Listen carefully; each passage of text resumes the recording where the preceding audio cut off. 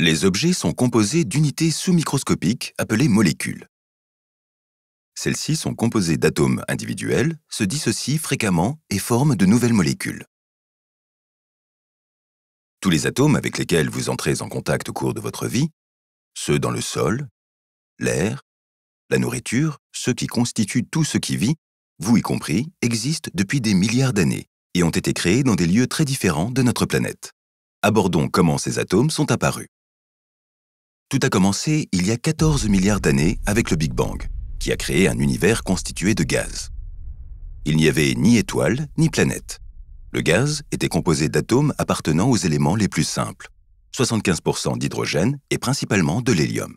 Le carbone, l'oxygène ou l'azote n'existaient pas, ni le fer, l'argent ou l'or. Dans certains endroits, ce gaz était légèrement plus dense. À cause de la gravité, ces endroits ont attiré plus de gaz, renforçant l'attraction de la gravité, attirant plus de gaz, etc. De grandes boules de gaz denses se sont formées, se contractant sous la gravité et chauffant à l'intérieur. Leur cœur chauffe pour former une fusion nucléaire. Des atomes d'hydrogène s'entrechoquent pour former de l'hélium et une grande décharge d'énergie qui contrebalance la force de contraction de la gravité.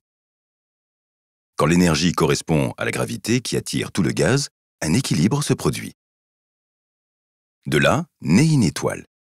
Au cours de sa vie, les réactions de fusion dans le noyau d'une étoile massive produiront de l'hélium, du carbone, de l'oxygène, de l'azote et les autres éléments de la table périodique jusqu'au fer. Le combustible du cœur s'épuise, ce qui l'amène à s'effondrer complètement, causant une explosion puissante appelée une supernova. Notons deux choses sur la façon dont les supernovas créent les éléments. D'abord, cette explosion dégage tellement d'énergie que la fusion s'affole et forme des éléments avec des atomes plus lourds que le fer. Deuxièmement, les éléments accumulés dans le cœur de l'étoile, comme l'azote, le fer et ceux formés dans l'explosion de la supernova, sont éjectés dans l'espace interstellaire où ils se mélangent avec le gaz déjà présent. Les nuages de gaz contenant alors de nombreux éléments, en plus de l'hydrogène et l'hélium, ont des zones de densité plus grandes qui attirent plus de matière, etc. Cela crée de nouvelles étoiles. Le Soleil est né ainsi il y a 5 milliards d'années. Son gaz d'origine avait été lui-même enrichi de nouveaux éléments issus d'explosions de supernovas depuis le commencement de l'univers. Le Soleil contient ainsi tous les éléments. Il est composé de 71% d'hydrogène et de 27% d'hélium. Alors que les premières étoiles ont été constituées uniquement d'hydrogène et d'hélium, les éléments restants dans la table périodique composent 2% du Soleil.